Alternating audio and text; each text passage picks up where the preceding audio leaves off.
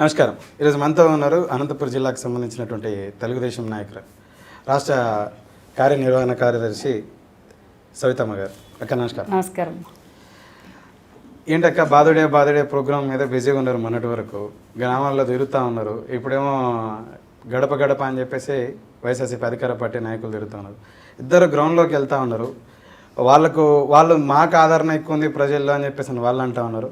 లేదు, ఈ ప్రభుత్వం కారణం చేత పెద్ద ఎత్తున ఇబ్బంది పడుతూ ఉన్నారని చెప్పేసి మీరు చెప్తా ఉన్నారు. బాదుడే ప్రోగ్రాంకి వెళ్తే ప్రతి ఒక్కరు కూడా వాళ్ళ ఆవేదన చెప్పుకుంటున్నారని ఇట్లా భిన్న వాదనలు. ఏదంటారు? మీరు కూడా గడప గడప వెళ్ళారు. ఇప్పుడు వాళ్ళు అధికార పార్టీ గడప గడపకు అధికార పార్టీ ఏం చేసిందో చెప్పుకోవడానికి వెళ్తా ఉంటే ఏ విధంగా బాధతా ఉన్నారు, వివిధ ఛార్జీలు పెంపుడు ద్వారా అని చెప్పేసి మీరు వెళ్ళారు. ప్రజల నుంచి ఎలాంటి స్పందన ఉంది? ప్రజల నుంచి క్లారిటీగా ఎప్పుడెప్పుడు ఈ వైసీపీ ప్రభుత్వం వెళ్ళిపోతుంది, జగన్మోహన్ రెడ్డి గారు ఒక్క అవకాశం అని చెప్పి ఒక పక్క ప్రజలకు ఒక పక్క ఎక్కువగా సఫర్ అవుతుండేదంటే మహిళలండి. ఎందుకంటే జగన్మోహన్ రెడ్డి గారు ఆ రోజు చెప్పారు, నేను చూస్తాను, నేను విన్నాను, నేను అన్నీ చేసేస్తానని చెప్పి ఈరోజు ప్రజల దగ్గర నుంచి నిలువదోపిడీ చేస్తున్నాడు.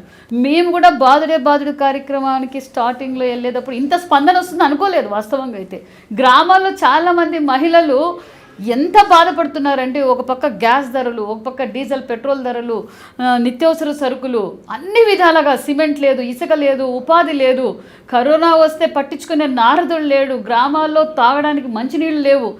ఎన్ని విధాలుగా ఇబ్బంది పడుతున్నారంటే నిజంగా గ్రామ స్థాయిలో చాలామంది ఇబ్బంది పడుతున్నారు. మాకు ఘన స్వాగతం పసుపు జెండాలో చూసే లోపల వాళ్ళకి ఒక ధైర్యం వచ్చింది. ఎప్పుడు వస్తున్నారమ్మా, ఎప్పుడు వస్తారు చంద్రబాబు నాయుడు గారు, ఇప్పుడు ఓటింగ్ పెట్టినా ఖచ్చితంగా మేము తెలుగుదేశం పార్టీ ఖచ్చితంగా చంద్రబాబు నాయుడు గారు ముఖ్యమంత్రి అవ్వడానికి ప్రజలు ఆశీర్వదించడానికి రెడీగా ఉన్నారండి. ఈరోజు వాళ్ళు వెళ్తున్నారు గడప గడపకి. ప్రతిరోజు చూస్తున్నాం, మేము చెప్పాల్సిన పని లేదు.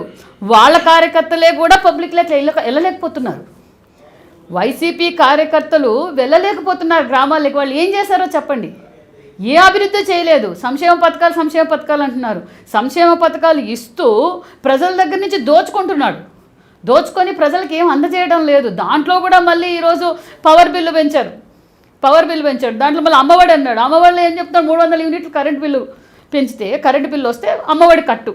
అందరికీ సంక్షేమ పథకాలు అందడం లేదు. కొంతమంది వైసీపీ కార్యకర్తలకు మాత్రమే సంక్షేమ పథకాలు అందుతున్నాయి.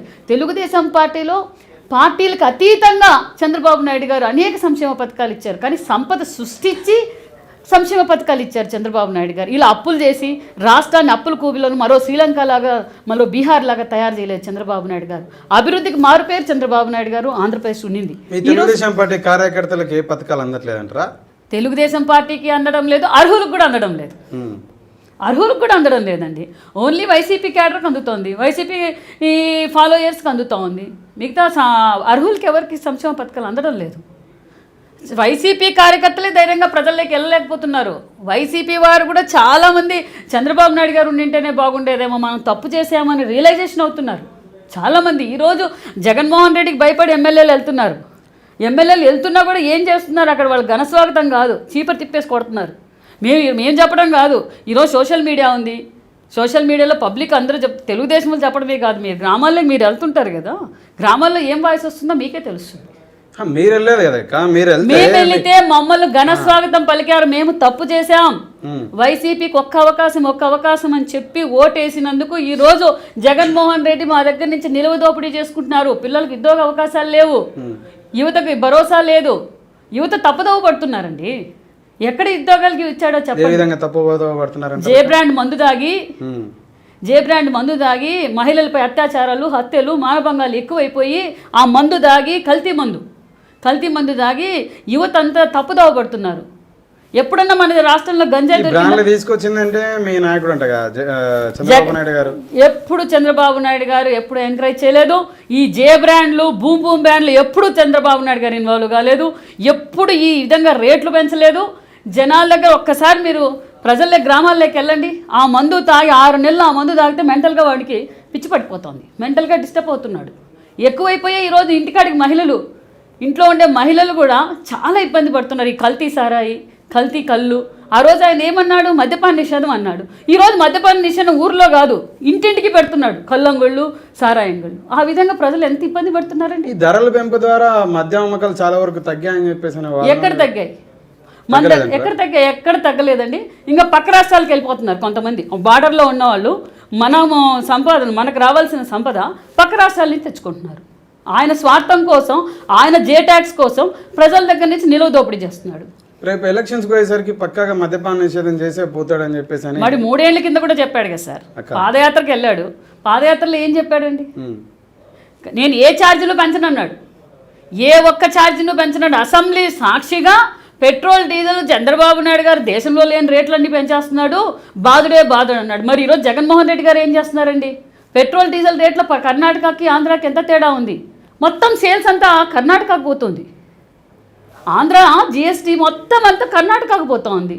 మరి ఎక్కడ ఆయన ఏ రేటు పెంచలేదో చెప్పండి. ఏ రేటు పెంచదని చెప్పాడు. ఇప్పుడు కరెంటు బిల్లులు ఎన్నిసార్లు పెంచాడు, ఆర్టీసీ ఛార్జీలు ఎన్నిసార్లు పెంచాడు, గ్యాస్ సిలిండర్లు ఎలా పెట్టాడు? ప్రజలు ఎలా బతకాలో చెప్పండి.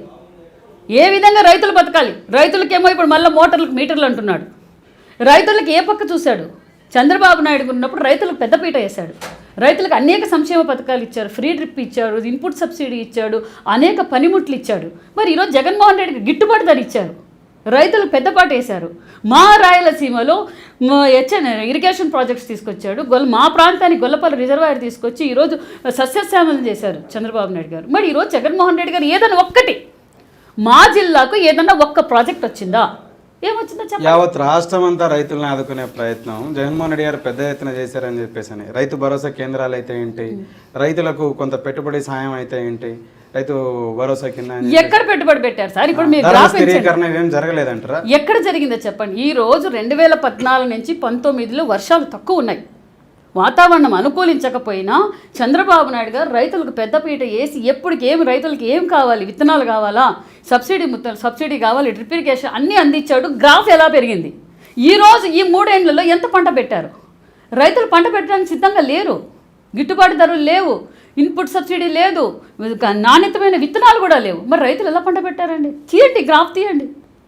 ఈరోజు చెప్తున్నారు కదా రైతులకు భరోసా అని. ఎక్కడ భరోసా? రైతులు వర్షం అనుకూలించినా కూడా పంట పెట్టలేకపోతున్నారు. ఆ విధంగా ఉంది మా జిల్లాలో పరిస్థితి. ఈ రైతు భరోసా కేంద్రాల ద్వారా గ్రామాలలో రైతులకు అంటే సహకారం అందట్లేదంటారా? సూచనలు కానీ ఏ మాత్రం అందడం లేదు. మీరు వైసీపీ రైతులను అడిగినా కూడా ఆయనకు నమస్కారం పెట్టి తప్పు చేశాము అంటున్నారు. ఎందుకు ఒక్క ఛాన్స్ ఇచ్చి ఆ రోజు కొంతమంది వైసీపీ రైతులు కూడా వేసి ఈరోజు వాళ్ళ ఇండ్ల కాడ చూస్తే బాధ అనిపిస్తుంది. అలాంటి పరిస్థితి పర్టికులర్గా మా జిల్లాలో అయితే, ఎందుకంటే మాది కరూరు జిల్లా. అలాంటి సమయంలో చంద్రబాబు నాయుడు గారు ముఖ్యమంత్రి ఉన్నప్పుడు మా జిల్లాకు పెద్దపీట వేశారు. అనేక సంక్షేమ పథకాలు తెచ్చారు. ఇంటర్నేషనల్ కియా ఫ్యాక్టరీ తీసుకొచ్చారు. మళ్ళీ గొల్లపల్లి రిజర్వాయర్ ద్వారా అనేక చెరువులకు నీళ్లు ఇచ్చారు. అతి తక్కువ కాలంలోనే గొల్లపల్లి రిజర్వాయర్ కూడా పూర్తి చేశారు.